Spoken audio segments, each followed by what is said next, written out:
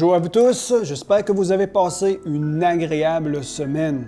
Bienvenue à cette émission Un jour à la fois, 4e semaine déjà que nous sommes ensemble. Et j'espère que c'est des moments agréables que vous passez avec moi et que vous puissiez aussi apprendre à connaître davantage que le Dieu que nous servons, que le Dieu que nous aimons est un Dieu qui est concerné pour chacun d'entre nous tous.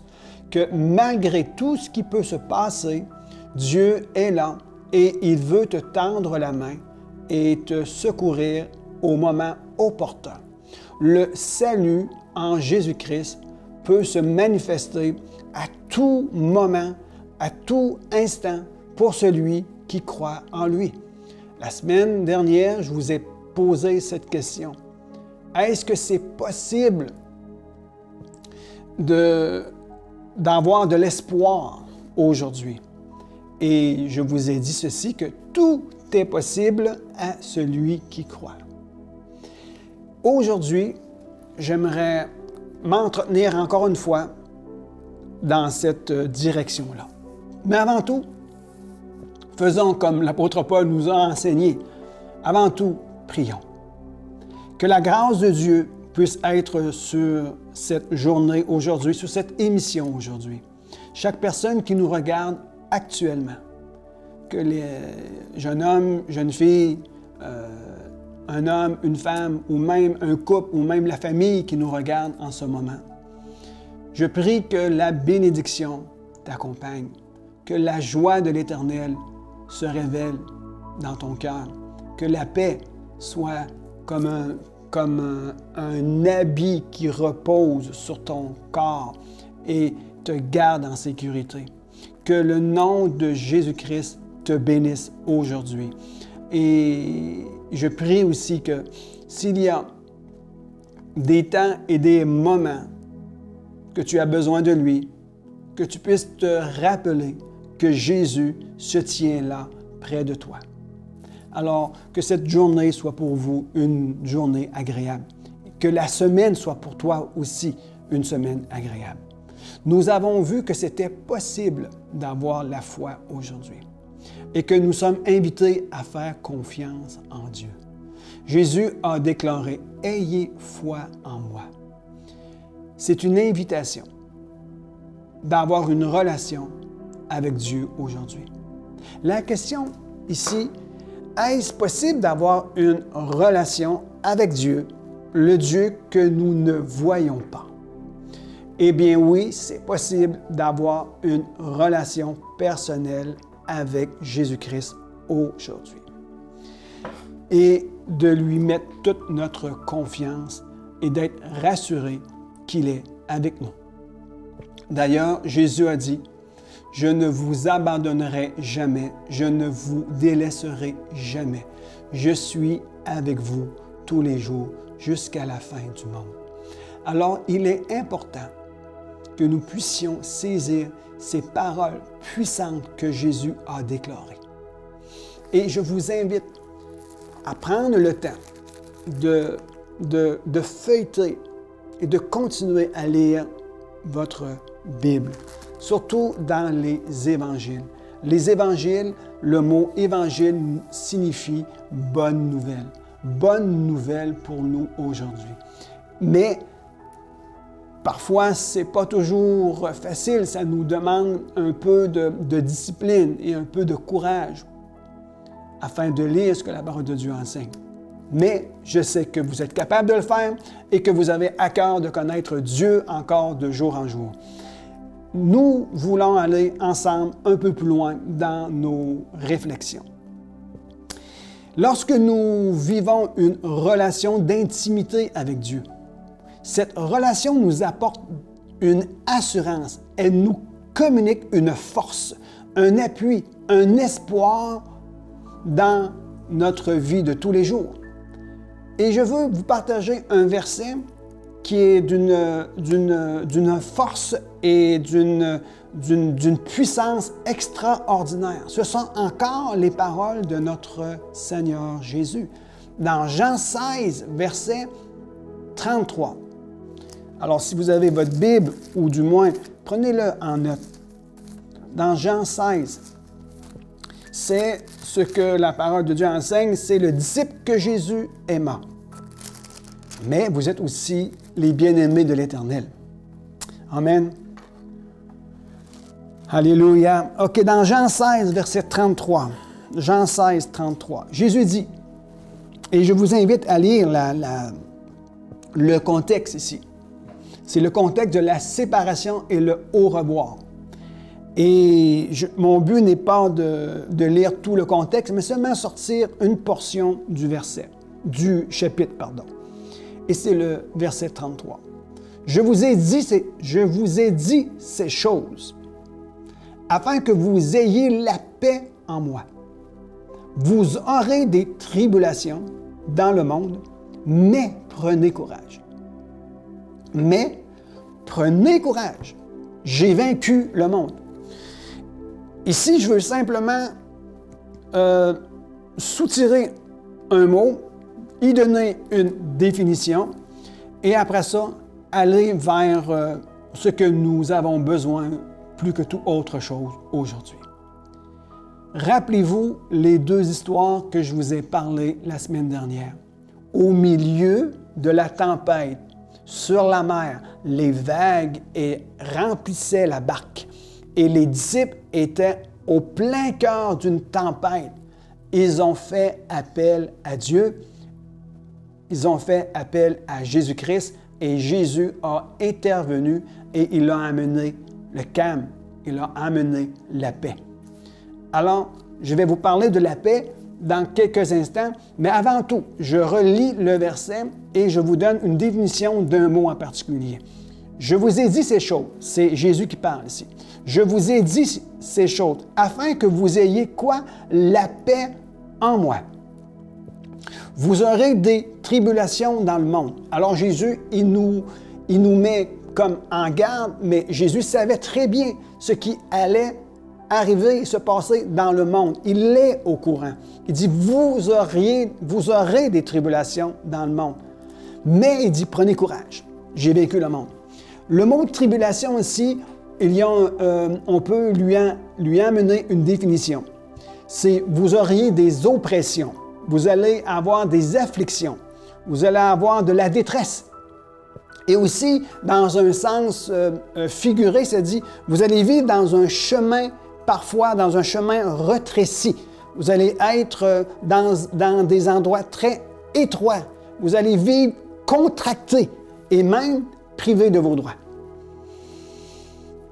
Et n'est-ce pas ce que nous sommes en train de vivre aujourd'hui? Nous sommes privés de certains droits. Mais bon, je vous ai dit lors de ma première émission que je ne parlerai pas sur l'actualité ni sur ce qui se passe sur les médias et je ne vous parlerai pas sur le COVID ni sur les autres problèmes que nous rencontrons aujourd'hui. Mais je veux mettre des semences d'espoir dans vos cœurs. Le mot tribulation peut être aussi remplacé par vous allez être privé de vos droits. Mais prenez courage. Jésus dit, j'ai vaincu le monde. Alors, dans Jean 14, 27, reculons de 2 chapitres par en arrière. Ça dit, je vous laisse ma paix. C'est encore Jésus qui parle ici. Je vous laisse ma paix. Je vous donne ma paix. Je ne vous donne pas comme le monde donne. Que votre cœur ne se trouble point et ne s'alarme point. J'aime la finition de ce verset qui dit que votre cœur ne se trouble point et ne s'alarme point. Nous avons la responsabilité de veiller sur les élans de nos émotions. Je le répète ici. Et je ne veux pas offusquer personne. Mais je veux simplement répéter ceci. Nous avons la responsabilité de veiller sur l'état de notre cœur, sur les élans de notre âme. Nous devons veiller sur l'état et sur notre santé émotionnelle. Et comment on fait cela? Nous devons nous en remettre à Dieu, qui lui, en retour, nous donne le nécessaire pour qu'on puisse être bien avec soi-même, bien avec les autres au milieu de tout ce que nous vivons. Que votre cœur ne se trouble point et ne s'alarme point. C'est une exhortation que Jésus-Christ nous donne. Et aux Philippiens, un autre livre du Nouveau Testament, c'est Paul qui s'adresse à l'Église de Philippe. Philippiens 4, verset 7 nous dit ceci. « Et la paix de Dieu, qui surpasse toute intelligence. » Donc, la paix de Dieu n'est pas quelque chose qui est purement humaine. La paix de Dieu est quelque chose de surnaturel. Elle dépasse toute intelligence. Et cette paix-là gardera vos cœurs et vos pensées en Christ Jésus. Wow! C'est vraiment extraordinaire ici. Jésus dit, « Je vous donne, je vous laisse, prenez, recevez ma paix. » Alors, qu'est-ce que la paix? Et la paix que nous recherchons, c'est celle qui rassure notre âme, notre vie, que tout ira bien. Qu'est-ce que la paix? Cette paix qui va nous garder, qui va nous rassurer que tout ira bien. La paix, c'est la tranquillité de l'âme. C'est la tranquillité intérieure. C'est l'absence de conflit avec soi-même au milieu de la détresse. Je veux juste ouvrir une parenthèse ici.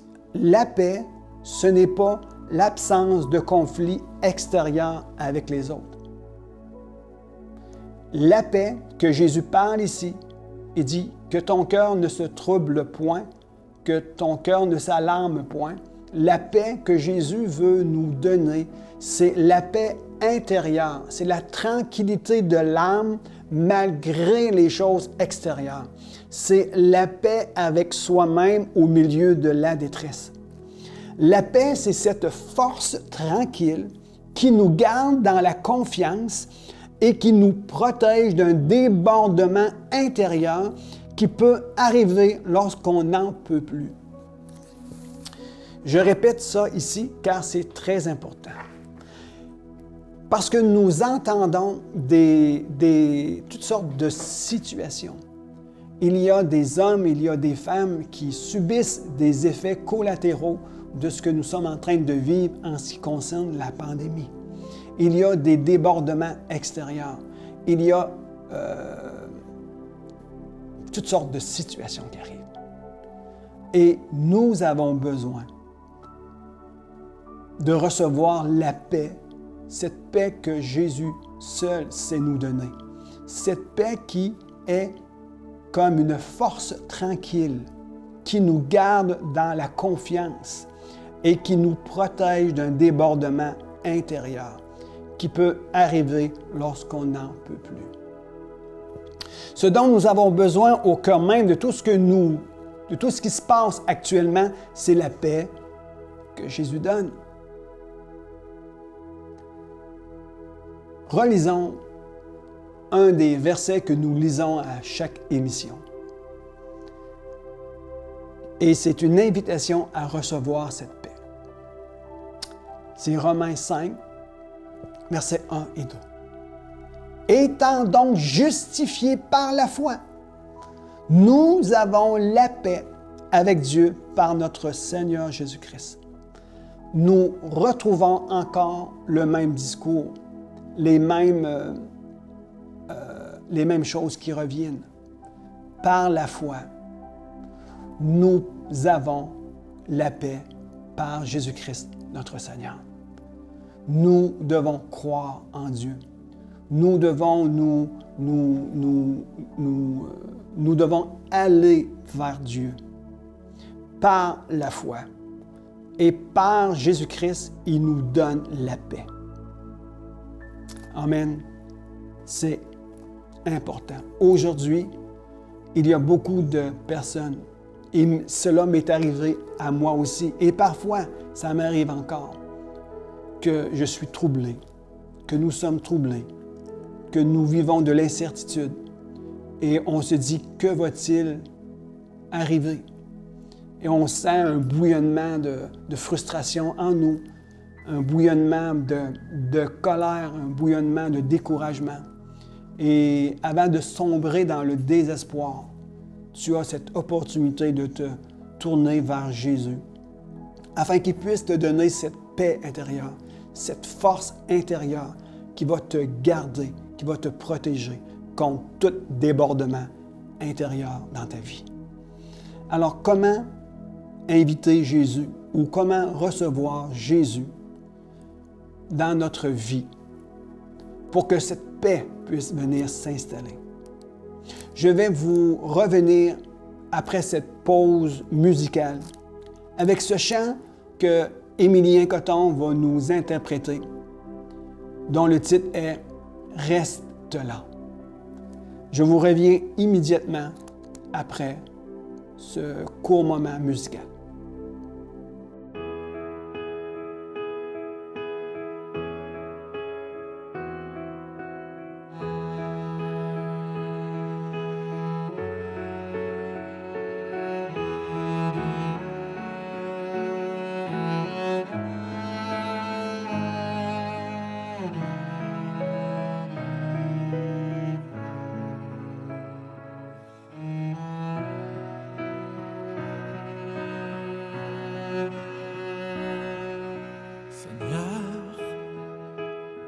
Les mots me manquent pour te dire combien je t'aime.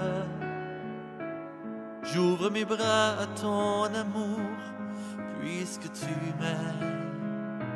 Je t'en prie, reste là.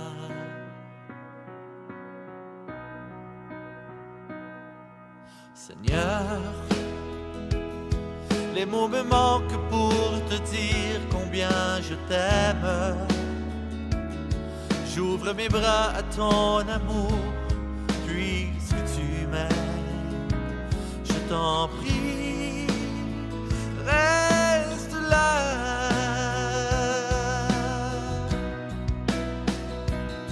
Tu es vivant au milieu de nous. Je ferai de ton nom une moisson d'éternité. Tu es vivant au milieu de nous, à jamais.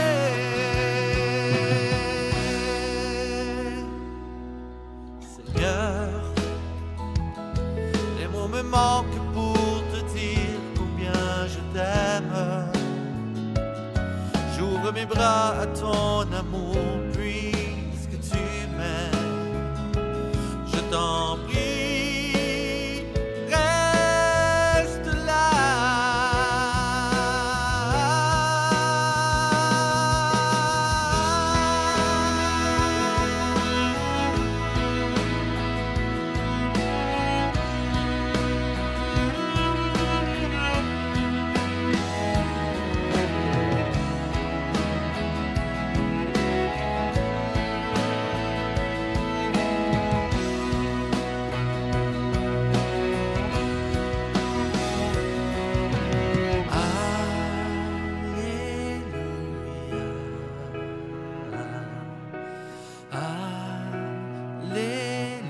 Alléluia.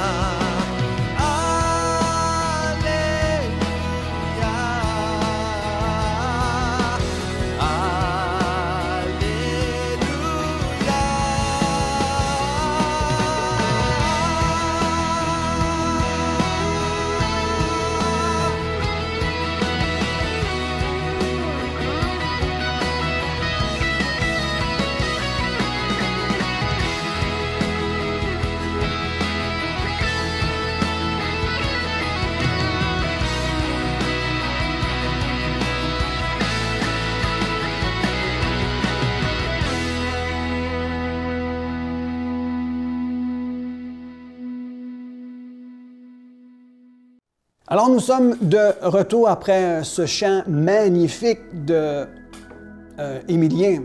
Émilien Coton, en passant, c'est un petit gars de chez nous. Il a à peu près mon âge. Il vient de Rivière-au-Renard et actuellement, il habite à Joliette, je crois, si je m'abuse, dans ce secteur-là. Mais bon, c'est un gars de chez nous, c'est un auteur, compositeur, interprète, c'est un pasteur d'une église chrétienne dans sa région. Et il y a une excellente voix, comme vous pouvez l'entendre. Nous pouvons faire confiance en Dieu et nous sommes appelés à lui faire confiance. Et commencer cette relation de confiance avec lui. Nous pouvons commencer une relation de confiance avec lui par la prière. Allons voir Romains 10, versets 8 à 10. Romains 10, versets 8 à 10. Je vous ai posé la question avant d'aller en pause musicale. Comment inviter Jésus? Comment recevoir Jésus? Afin que la paix de Dieu, la paix que Jésus donne, envahisse l'état de nos cœurs. Alors, je veux simplement vous inviter à lire avec moi Romains 10, versets 8 à 11. Pardonnez-moi, 8 à 11, dans le chapitre 10 de Romains. Je lis ici. Que dit-elle donc? La parole est près de toi, dans ta bouche et dans ton cœur. Or, c'est la parole de la foi. Voyez-vous, on tourne encore par la foi, une parole de foi. C'est la parole de foi que nous prêchons. Et là, le verset 9.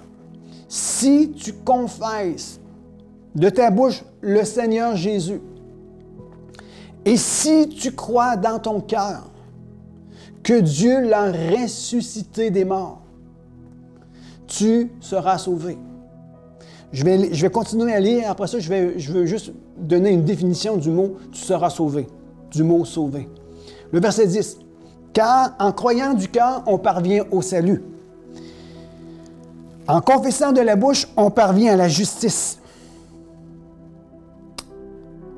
Je reprends le verset ici. « Car en croyant du cœur, on parvient à la justice. » Parce que je l'avais interchangé ici. « Car en croyant du cœur, on parvient à la justice.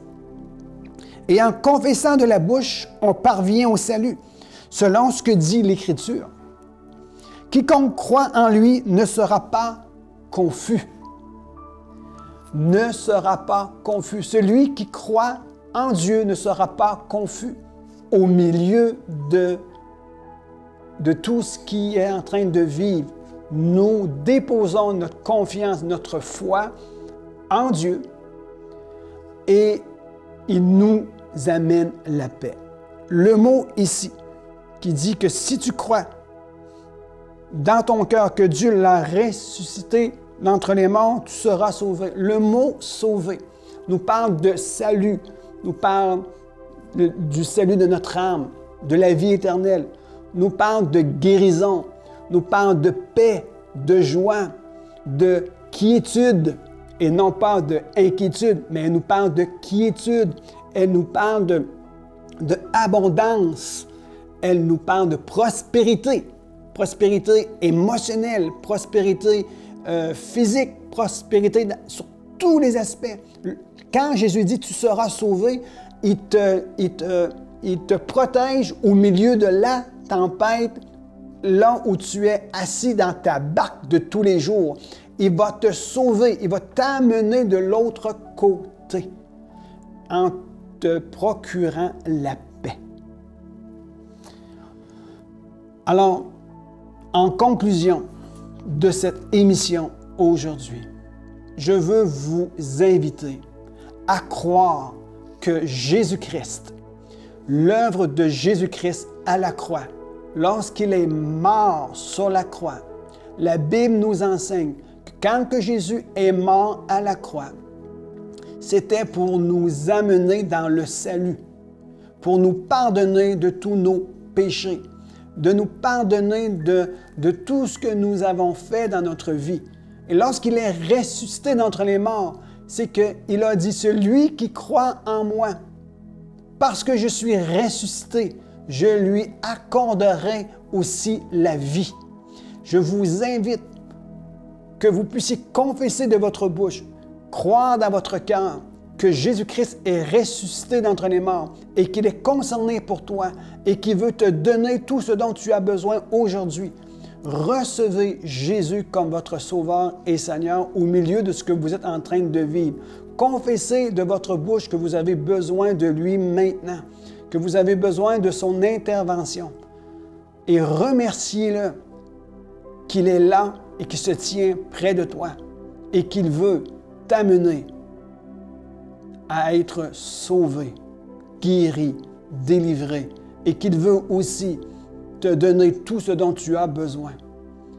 Il ne veut pas, Jésus ne veut pas que tu demeures dans la crainte ni dans la peur, mais il veut t'amener dans la paix et dans la sécurité. Sur cela, je vous dis à la semaine prochaine. Soyez richement bénis en Jésus-Christ et que vous puissiez découvrir l'amour de Dieu pour vous tous, et que la paix de Dieu rentre dans vos maisons. Je vous dis à la semaine prochaine. Soyez richement bénis dans le nom de Jésus.